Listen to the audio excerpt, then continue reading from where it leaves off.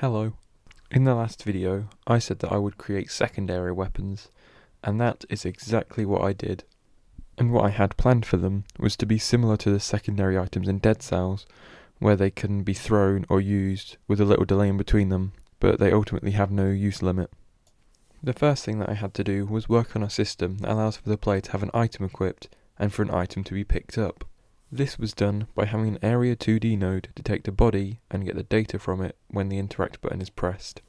And to allow for this to be used on all of the characters, I create this in a separate scene that I can then put into any of the player scenes for it to immediately work. Now, let's move on to making the first secondary weapon. So far in this game, there is a theme of mushrooms within the enemies, and this is going to be there for the foreseeable future as well. Because of this, I thought it would be fitting to create a throwable poisonous mushroom, and this is what it looks like completed. For the continuous damage effect, I created a debuff scene that would get added as a child to the enemies, and then they would get the health component from the enemy and then continuously add damage to it. Now, onto the second of the three secondary weapons. For this one, I wanted it to be more of a damaging weapon. However, I didn't want it to be a grenade or something like that, because I feel like they're just a bit boring. So I decided to make it a bowling ball, as it would be a non-serious heavy-hitting weapon, as I don't want the game to be too serious in its tone. So the first thing I did is that I made a rigid body and tinkered with the physics so that I could give it the slipperiness and the bounciness that I think a bowling ball would have. And around this point, I found out that it bounces it off the enemies, and this was not intentional. However, this mistake was gladly taken, as I love how it works. After this, I create the sprite for them, and I think it looks very good.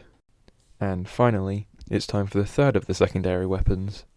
This one, I didn't really know what I wanted to do for it, so I asked some of my friends, and one of them gave the idea for an ectoplasm attack that slows down the enemies. So I decided to go for that idea. The first thing I did was I made the movement for them, so that the projectile would move in the direction of the mouse and then home towards the enemies if it gets too close to them. And then I started working on an ectoplasm fog. In this area is where the enemies would get slowed down, and this is where it started to go a little bit wrong. I started with how it looks, and for it I decided I wanted to scroll a noise texture across a colour out and have the opacity be decided by the brightness of the noise. So I spent over an hour on this, and as soon as it was done I realised I did not like how it looked and I immediately deleted it. So then I animated a quick explosion animation in Sprite and it looked a lot better. Once that was done, I created a tiny ghost sprite for it, gave in subparticles, and this is how it looks.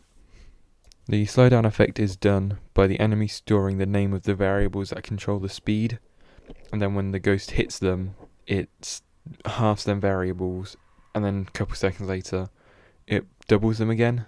So with some enemies, the slowdown might not work, but that's going to be something for the player to figure out. Now, that is all of the secondary weapons I have for this week. So here are some smaller updates that I've done.